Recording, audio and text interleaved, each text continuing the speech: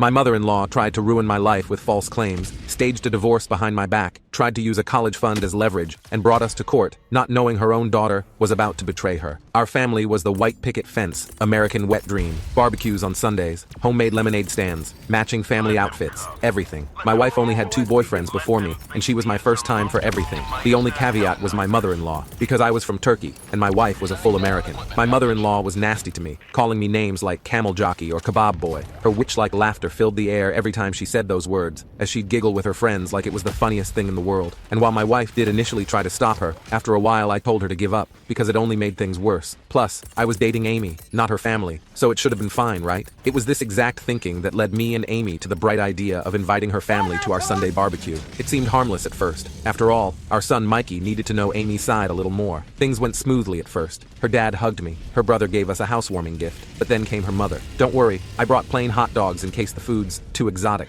Her tone was so sharp, it could have cut a brick in half, but I ignored it and plastered on my well-practiced Hollywood smile. Thank you, before giving her a big hug. I could feel her tense up, and it took everything in me not to laugh right into her ear. Everything started going okay after that. Everyone was laughing. Our plates glistened in the sun like the shell of a tortoise on a beautiful beach. Our bellies were full, but halfway through the barbecue, I noticed my mother-in-law disappeared with Amy for almost an hour. I figured she was just giving one of her "you need to divorce him" speeches, so I ignored it. By the time the barbecue was over, Mikey had received so much attention, he was practically drooling with exhaustion. I knew the barbecue was a success. I still didn't expect a thank you from my mother-in-law, or anything good for that matter. However, on the way out, she exceeded my expectations. It's not too late to start over, her tone half sarcastic with a hint of truth. I remember breathing a deep sigh of relief, thankful this nightmare was finally over. But then later on, as we were tidying up, I asked my wife what that was about. Oh, you know, the usual. I laughed because I knew that was translation for the usual BS. But instead of laughing with me, she stopped what she was doing, went completely still, and just glared. For the first time ever, I saw contempt in my wife's eyes.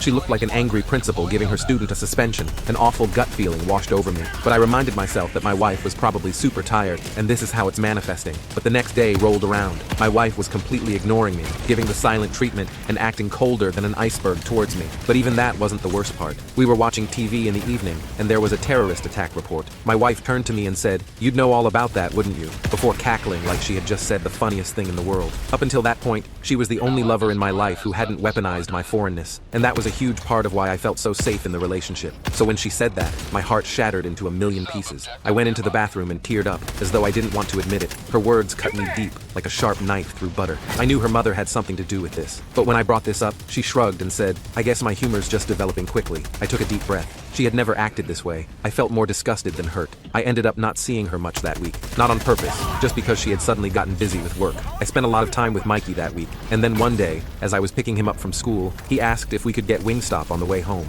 I told him no. I had made him food at home, and it was in the fridge. He looked at me like I had just told him the most hurtful thing, before suddenly blurting out, "Mom says we'll be happier when you're not here anymore." My heart dropped. I went silent, my voice tight in my throat, trying to stop myself from crying. My mind raced at a million miles per hour. With Amy's recent behavior, things started to click. When we got back, Amy wasn't home from work yet, so I did some digging. As I climbed up the attic ladder, a cloud of dust hit my nostrils, and I coughed. A glimpse of the mountain of pain to come. As I climbed in, I noticed a box I'd never seen before. The first few documents were about some boring tax stuff, but what I saw underneath was so shocking, my eyes nearly popped out of my head. Dozens and dozens of screenshotted texts, transcribed voice memos, photos of us together, all taken grossly out of context, to make me look like some evil supervillain. And at the bottom, I saw they were all signed by my mother-in-law as a witness. For example, there was a screenshot of a text I'd sent when Amy was out with friends. "Don't forget who you belong to." It was an inside joke from a movie we both loved, but the note beside it read, "Exhibits controlling behavior, doesn't allow me freedom." A photo of me looking angry,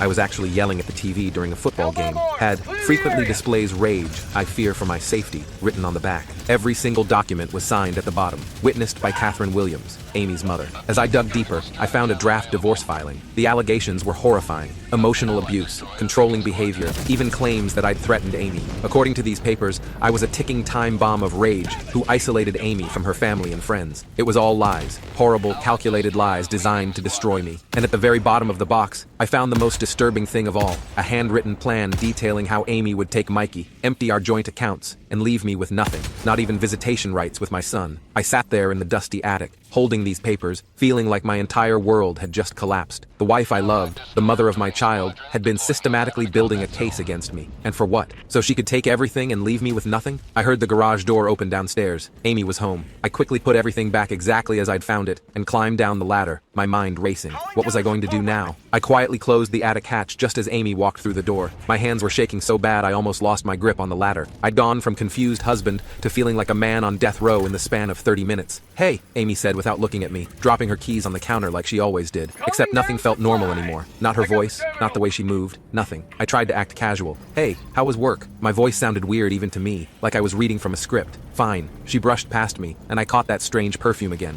She went straight to Mikey, kneeling down to give him a big hug. "Hey buddy, I missed you." Watching them, my stomach twisted into knots. Was she planning to take him away from me? According to those papers, that was exactly what she intended to do. I needed to think. I needed a plan. I mumbled something about checking the mail and stepped outside just to breathe. The evening air felt cool against my face, which was probably burning red from stress and anger. Our neighbor Linda waved from across the street while walking her dog. I waved back mechanically, wondering if our whole life was about to become neighborhood gossip. That night, I could barely sleep. Amy stayed as far away from me in bed as possible without actually falling off. I stared at the ceiling for hours, my mind racing. What had her mother said to turn Amy against me so completely? What was I going to do? The next morning, I called in sick to work. I couldn't focus anyway. As soon as Amy left with Mikey for school drop-off, I went back to the attic. I took pictures of everything with my phone, making sure to document all the lies and manipulations. If this was heading where I thought it was, I'd need evidence. I spent the rest of the day in a daze, researching divorce attorneys on my laptop. I found one with good reviews named Thomas Rodriguez, who specialized in father's rights. I made an appointment for the next day during my lunch break. When Amy came home that evening, she seemed surprised to see me there. "I thought you were working late today," she said, sounding almost annoyed. I hadn't told her any such thing. "No, why would you think that?" She shrugged. Must have gotten confused. More lies. She'd probably planned to do something while I was supposedly gone. I watched her closely that night, noticing how she kept checking her phone and typing with her back turned to me. The next day, I met with Thomas. His office was small but professional, with diplomas covering one wall and family photos on his desk. I showed him the pictures I'd taken of Amy's documents and explained everything that had happened. Thomas listened carefully, taking notes and occasionally asking questions. When I finished, he leaned back in his chair. "This is quite a situation, Karam. Based on what you've shown me, your wife and mother-in-law are building a case for a divorce where you'd lose custody and most assets." He adjusted his glasses. "The good news is, you found this before they served you papers. We have time to prepare." "What should I do?" I asked, feeling completely lost. "First, don't confront your wife. Act normal. Second, secure your finances. Open a separate account at a different bank and move half your savings there. It's still marital property, but this protects you from being left with nothing. Third, document everything. Record conversations if your state allows it. Keep a journal of all interactions." I left his office with a plan and feeling slightly less terrified. On my way back to work, I stopped at a new bank and opened an account, transferring half our savings as Thomas suggested. I felt guilty doing it, but then remembered the detailed plan to clean me out completely. This wasn't dishonesty. This was self-preservation. That weekend was torture. Amy suggested we take Mikey to the park as a family, which felt like the most twisted thing ever considering what I now knew. Still, I played along, pushing Mikey on the swings while Amy took photos on her phone. Was she documenting our last days as a family, or gathering more material to use against me? I couldn't tell anymore. While Mikey played in the sandbox, Amy's phone rang. She walked away to answer it, but I could see her face light up in a way it hadn't for me in weeks. When she came back, I casually asked who called. "Just Mom checking in," she said, but her eyes didn't meet mine. That night, after Mikey went to bed, I started keeping the journal Thomas suggested. I wrote down everything that had happened since the barbecue, trying to be as detailed as possible. It felt weird documenting the collapse of my marriage, but I needed to protect myself, and, more importantly, my relationship with my son.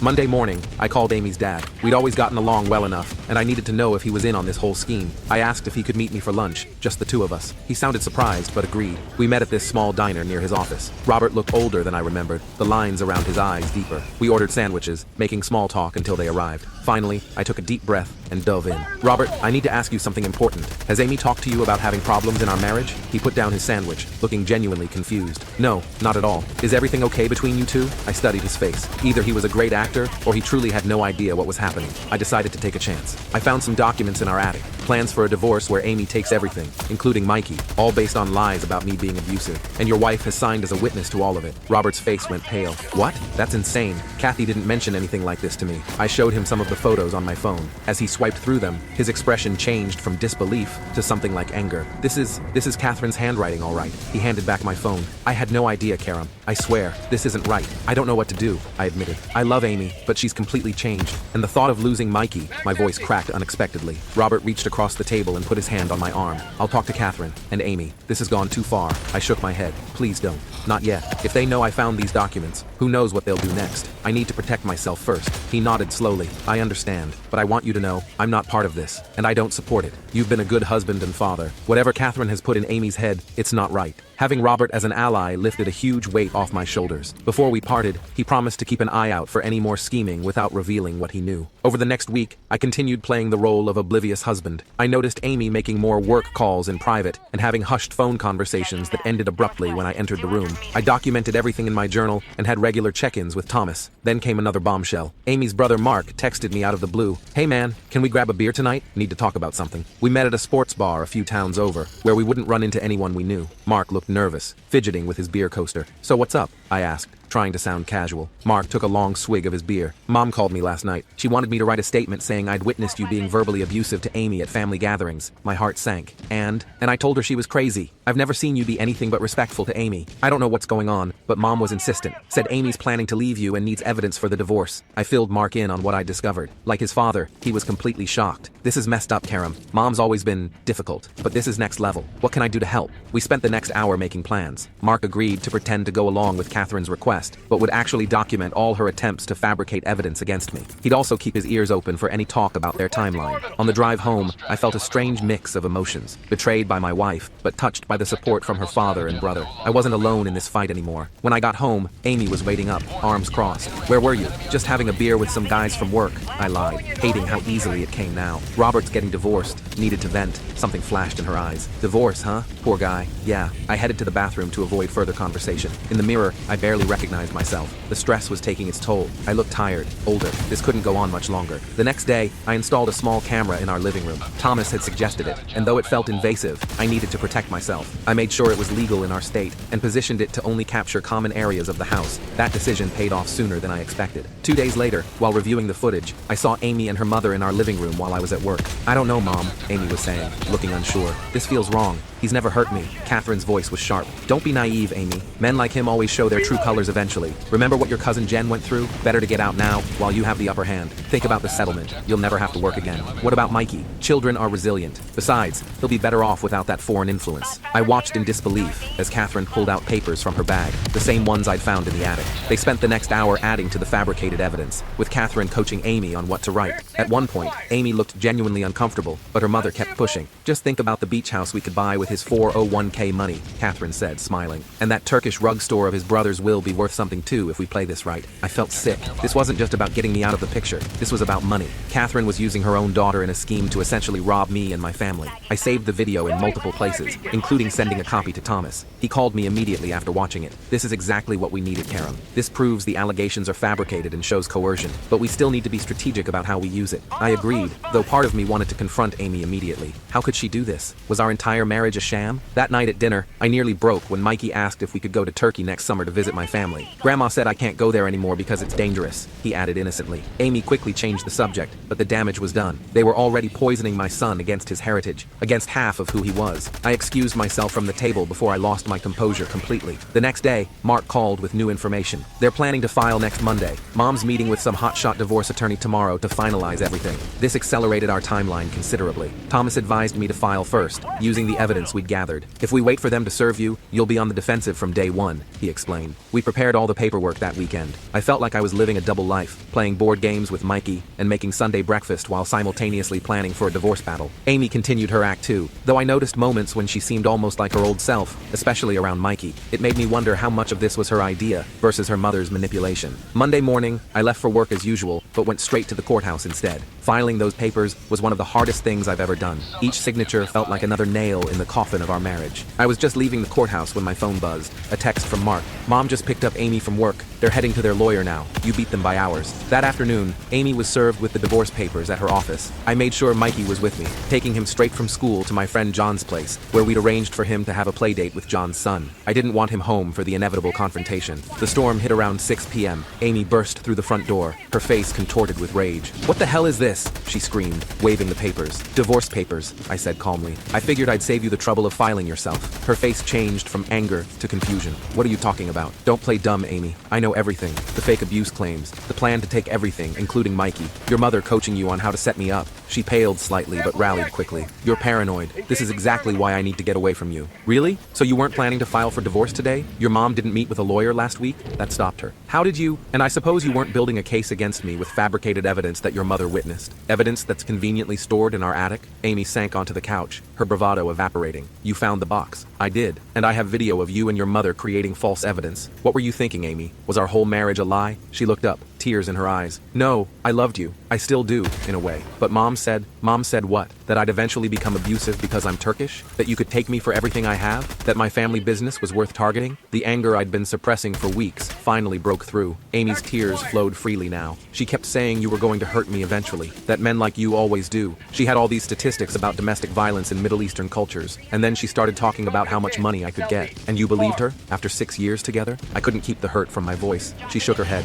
Not at first, but she was so persistent. Every day, more articles, more horror stories. She even had this friend whose daughter married someone from Iran, and he supposedly became this monster after they had kids. So because some random person's daughter had a bad marriage, ours was doomed? That's racist, Amy. Plain and simple. She flinched at the word. I know it is. I started to realize that a few days ago, but by then things had gone so far. Mom had already paid the lawyer. I sat across from her, maintaining distance. Where's Mikey? With John. I didn't want him here for this. Amy nodded, looking relieved. Then her phone rang. Catherine calling. Amy stared at it for a moment before declining the call. What happens now? She asked quietly. That depends. The papers I filed request joint custody and a fair division of assets. No false abuse claims. No attempt to destroy each other. But I can't just pretend this didn't happen, Amy. You betrayed me in the worst possible way. Her phone kept buzzing with texts from Catherine. Amy finally turned it off completely. I don't know if I want a divorce, she whispered. These past few weeks I've felt like I'm losing my mind. Mom was always there, pushing and pushing. But when I'm alone, I miss you. The real you, not the monster she painted. I wasn't expecting that. Part of me wanted to comfort her, but the trust was broken. I don't know if our marriage can recover from this, I admitted. But I do know that your mother can never have this kind of influence in our lives again. Amy looked up sharply. You want me to cut off my mother? I want you to recognize how toxic she is. She nearly destroyed our family for money and her own prejudice. We talked for hours that night. Painful, honest conversation about how we'd gotten here. Amy admitted she'd been feeling distant from her identity, living in our neighborhood, surrounded by my large extended family. Catherine had exploited that vulnerability. But that doesn't excuse what I did, Amy said finally. I should have talked to you instead of plotting behind your back.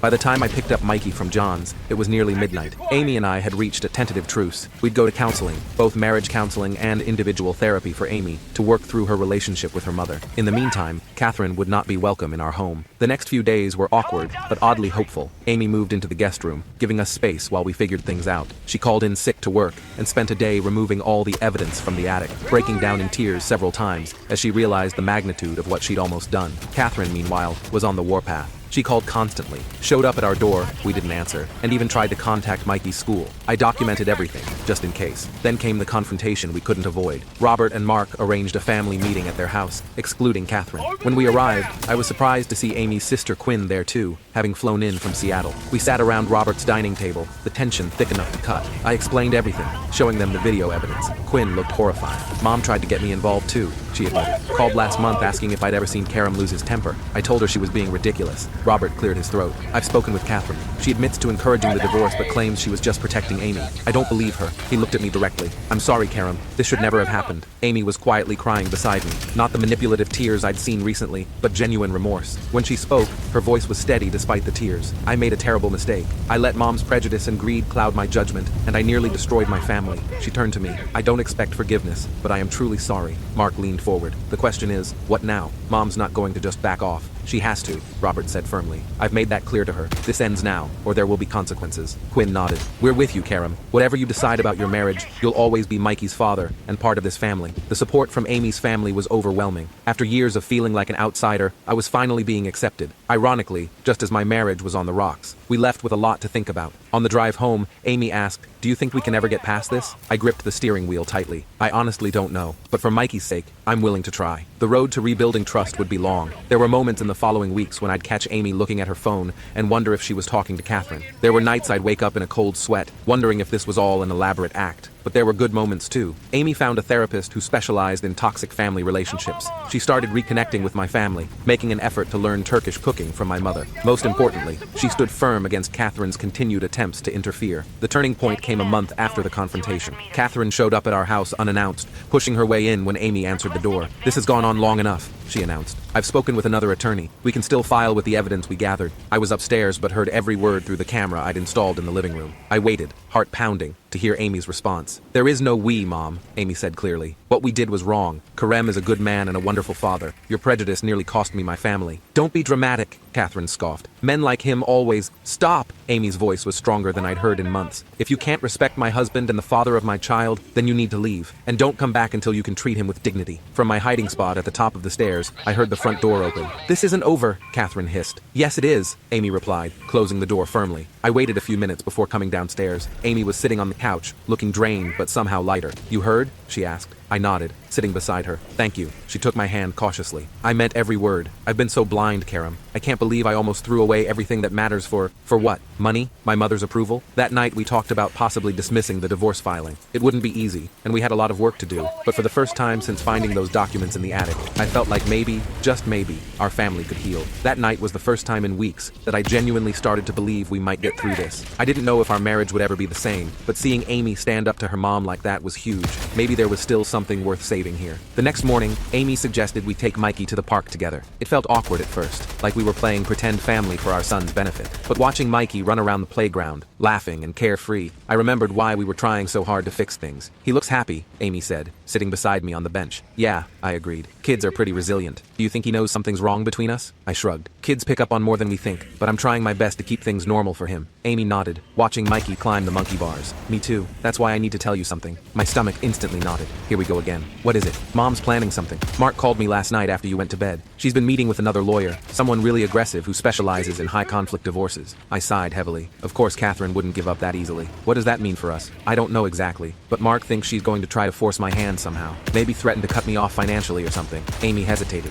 "I know that shouldn't matter, but your parents have always helped you out," I finished for her. Amy's family was pretty well off, and they'd given us our down payment and helped with Mikey's private school tuition. "I'm not saying I'd choose money over our family," Amy added quickly. "I just wanted you to know what we might be up against." I appreciated the honesty at least. "Thanks for telling me." We didn't get much time to discuss it further because Mikey came running over, demanding we watch him go down the big slide. For the rest of the afternoon, we put aside our problems and focused on being parents. That evening, after Mikey went to bed, I called Thomas to update him on the situation. He wasn't surprised about Catherine hiring a new lawyer. "People like her don't back down easily," he said, "but her standing is weak now. You have evidence of the fabricated abuse claims, and Amy isn't cooperating with her anymore. So what should we do?" I asked. "Stay the course. Keep documenting everything. If you and Amy are really trying to reconcile, we can file to dismiss the divorce petition, but I'd wait a bit longer to make sure things are stable." I agreed with his advice. Trust wasn't going to be rebuilt overnight. The next week was relatively calm. Amy and I started couples therapy with a counselor named Dr. Quinn, no relation to Amy's sister. Our first session was tough. Lots of tears and painful truths. I admitted how betrayed I felt, and Amy talked about how she'd let her mother manipulate her insecurities about our cultural differences. "I was always a little intimidated by your family,"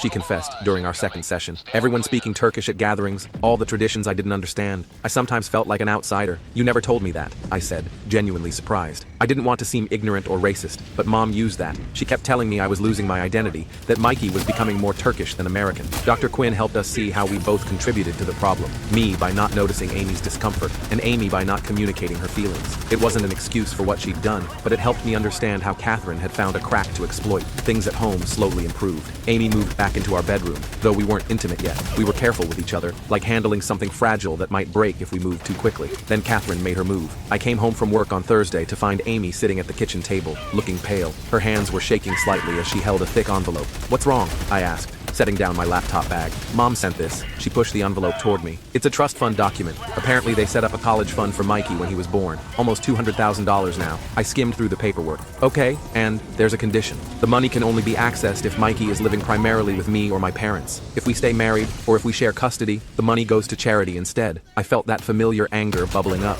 "She's using Mikey's education as leverage?" Amy nodded miserably. "There's a letter too." She handed me a cream-colored stationery note in Catherine's elegant handwriting. The letter was everything you you'd expect from Catherine. Fake concern about Amy's well-being, thinly veiled racist comments about my family's influence, and a clear ultimatum: leave me and get the money, or stay, and Mikey would suffer. What do you want to do? I asked carefully. Amy looked up, her eyes red, but determined. I already called Dad. He had no idea about these conditions on the trust. He's furious with Mom. That doesn't answer my question, I pressed. I'm not choosing money over our family, Karam. Not again. I made that mistake once, and I'm still trying to fix it. She took a deep breath. But I wanted to be honest with you about everything. No more secrets. I believed her. For the first time in weeks, I really believed her. The next day, Robert called me directly. I'm sorting out this trust fund nonsense, he said, sounding more angry than I'd ever heard him. Catherine had no right to add those conditions without consulting me. I appreciate that, I said. But honestly, it's not about the money. I know that, he replied. But it's the principle. She's trying to buy our grandson's future. I won't stand for it. Robert asked to come over that weekend to talk with both of us.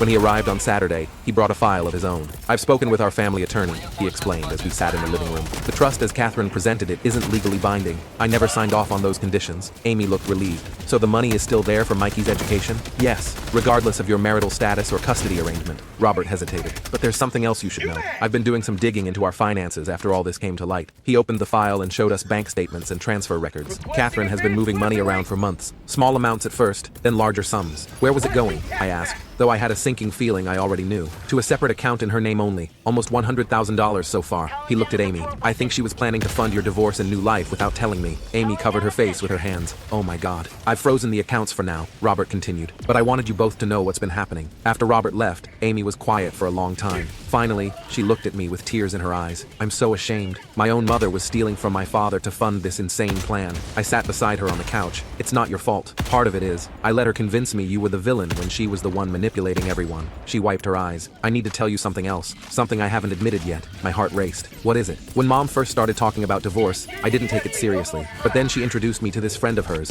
Linda. Linda told me this horrible story about her daughter who married a man from Jordan. How he seemed perfect at first, but became controlling and eventually violent. And you thought that would happen with me, I said, trying to keep the hurt from my voice. No, that's just it. I didn't believe it would happen with you. But Mom kept pushing, and then she trailed off. Then what? Then I found out Linda doesn't even have a daughter. Mark discovered it by accident when he was looking into Mom's friends. Linda was an actress Mom hired to tell this story. Amy's voice broke. My own mother paid someone to lie to me about an abusive foreign husband to convince me to leave you. I was speechless. The lengths Catherine had gone to were staggering. I wanted you to know everything, Amy said quietly. Even the parts that make me look gullible and stupid. I took her hand. It wasn't forgiveness exactly, but it was something. Thank you for telling me. The next few days were a strange mix of progress and tension. Amy and I were communicating better than we had in months, but the stress of Catherine's ongoing schemes was taking a toll. We agreed to go ahead with dismissing the divorce petition, which felt like a huge step forward. Then, without warning, Catherine showed up at Mikey's school. I got the call from the principal while I was at work. Mr. Demir, we had an incident today. Your mother-in-law attempted to pick up Mikey without authorization. My blood ran cold.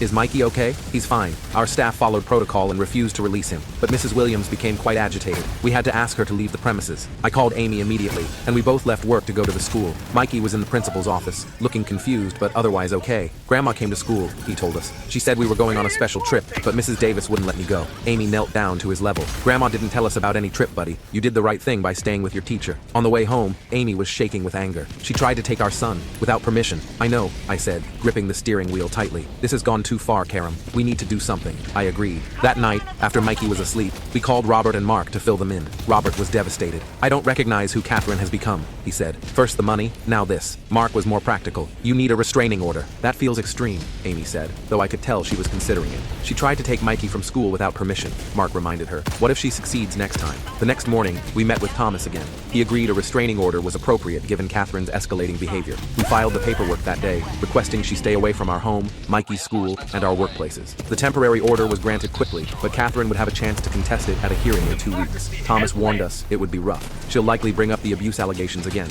he cautioned. Even though we have evidence they were fabricated, be prepared for some ugly accusations. Those 2 weeks were tense. We updated Mikey's school with the restraining order details and added extra security measures at home. Amy was a nervous wreck, torn between protecting our family and facing the reality of taking legal action against her own mother. Catherine, meanwhile, went on the offensive. She called every family member, telling them I was manipulating Amy and turning her against her own mother. Most saw through it, especially after Mark shared what we knew, but a few distant relatives took Catherine's side. The day of the hearing arrived. Amy and I dropped Mikey off with my brother Amit, who promised to keep him distracted with a trip to the aquarium. As we walked into the courthouse, Amy squeezed my hand. "Whatever happens in there, we're in this together," she said. Catherine was already inside with her attorney, a sharp-looking woman in an expensive suit. She didn't acknowledge us, but I could feel her glaring from across the room. The hearing was everything Thomas had warned us about. Catherine's lawyer painted me as a controlling, potentially violent husband who had somehow brainwashed Amy into recanting her abuse claims. They brought up every stereotype about Middle Eastern men they could think of, barely disguising their racism as concern. When it was our turn,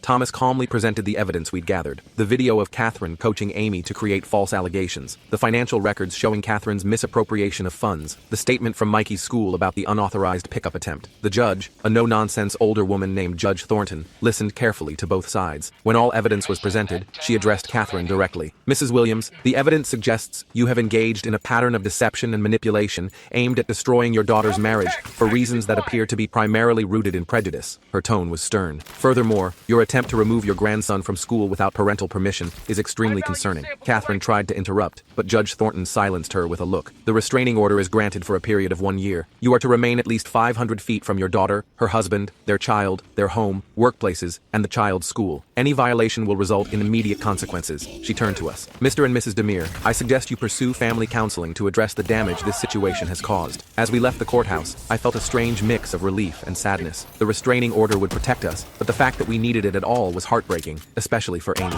"Are you okay?" I asked her as we walked to the car. She nodded slowly. "I think so. It feels like the end of something, but maybe also the beginning of something better." Over the next few months, our lives gradually stabilized. With Catherine legally required to stay away, we could focus on rebuilding our family without her interference. Amy continued her individual therapy, working through the complex emotions of essentially losing her mother while saving her marriage. Robert filed for divorce from Catherine, unable to forgive her financial deception and the lengths she'd gone to manipulate their daughter. He became a regular visitor at our house, rebuilding his relationship with Mikey and, somewhat surprisingly, developing a friendship with my father when my parents visited from Turkey. 6 months after the hearing, Amy and I renewed our vows in a small ceremony in our backyard. Nothing fancy, just close friends and family celebrating the fact that we'd weathered the storm. My brother Amit brought his famous kebabs, Mark handled the music, and Quinn decorated everything beautifully. During the ceremony, Amy added her own surprise vow in halting but carefully practiced Turkish. The effort she'd put into learning those few sentences in my native language moved me more than anything else could have. Later that night, after the guests had gone and Mikey was asleep, Amy and I sat on our back porch looking at the stars. "Do you think we'll ever completely get past this?" she asked. I thought about it for a moment. I don't know if get past is the right way to think about it. It happened. It changed us. But maybe it also made us stronger in some ways. Amy leaned her head against my shoulder. "I'm still sorry." "I know," I said, "but I'm not looking backward anymore." And I meant it. The trust wasn't completely rebuilt yet, and maybe it never would be 100% what it was before. But Mikey was happy. Amy and I were working through our issues, and for the first time in a long time, our future looked bright. Catherine eventually moved to Florida after her divorce from Robert was finalized. We heard through Mark that she'd joined some kind of community for parents estranged from their ungrateful children. Apparently, she'd found plenty of like-minded people who refused to acknowledge their own toxic behavior. We maintained the restraining order when it came up for renewal, though Catherine had made no attempts to contact us directly. Sometimes I caught Amy looking sad when Mother's Day advertisements appeared, or when Mikey occasionally asked about his other grandmother. Those moments were hard, but they became less frequent with time. The most unexpected outcome of the whole ordeal was how much closer I became with Amy's father and siblings. Robert often joined us for Sunday dinners, Mark became my regular golf buddy,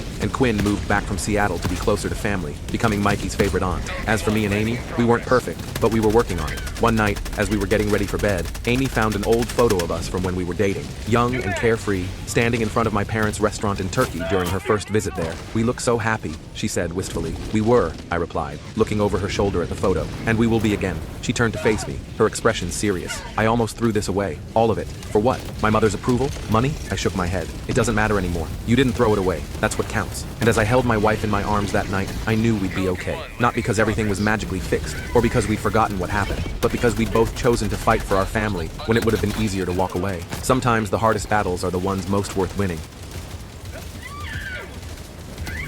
Pelican 1 preparing to depart. Shuttle launch in 20 seconds.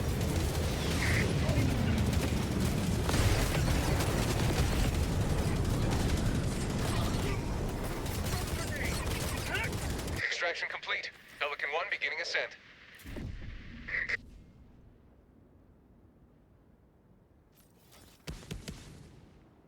Victory was never in doubt.